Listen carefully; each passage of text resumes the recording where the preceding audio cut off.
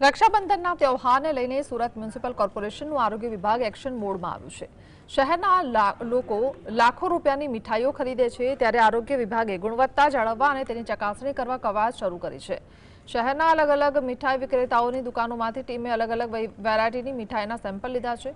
આ સેમ્પલનું પરીક્ષણ થયા બાદ જો ગુણવત્તામાં ખામી જણાશે તો સંબંધિત દુકાનદારો વિરુદ્ધ આખરી કાર્યવાહી કરવામાં આવશે।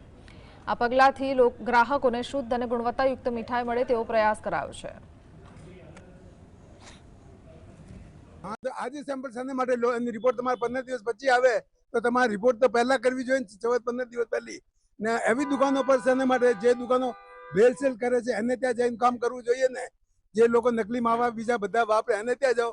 એમનું તો સ્ટાન્ડર્ડ નામ છે, આ તો એનો ખુદનો કેરિયરનો ધ્યાન રાખે છે, તો પણ તમે એને ત્યાં જે લોકો કરે છેતરપિંડી કરે છે, લોકો સાથે જે આટલી મોંઘી જિંદગીનો મજાક ઉડાવે છે એને માટે કરવું જોઈએ કરો। આરોગ્ય વિભાગને એટલું જરૂર કહું છું કે તમે થોડા વહેલા જાગો।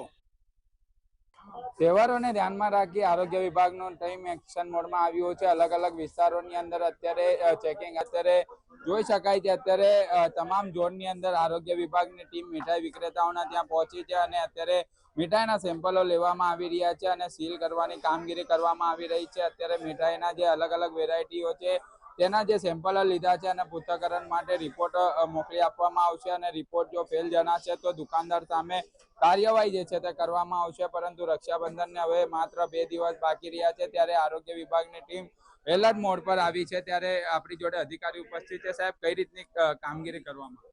સુરત મહાનગરપાલિકા વિસ્તારમાં આવેલ મીઠાઈનું ઉત્પાદન કરતી તથા વિતરણ કરતી સંસ્થાઓની તપાસ કરવા અંગેની કાર્યવાહી ચાલી રહી છે તથા સદર સંસ્થાઓની તપાસ કરી સદર સંસ્થાઓમાંથી મીઠાઈના નમૂનાઓ લઈ પૃથ્થકરણથી પબ્લિક હેલ્થ લેબોરેટરી પર મોકલવામાં આવશે અને જેના પૃથ્થકરણ અહેવાલ આવ્યાથી આગળની કાર્યવાહી કરવામાં આવશે। જે ખરીદી કરવા માટે આવનાર જે વિક્રેતાઓ છે તેમની અંદર પણ એક રોષ જોવા મળે। માત્ર 2 દિવસ બાકી રહ્યા છે અને આરોગ્ય વિભાગની ટીમ જે છે તે કામગીરી કરી રહી છે। સાઈ જગતાપ, GSTV સુરત।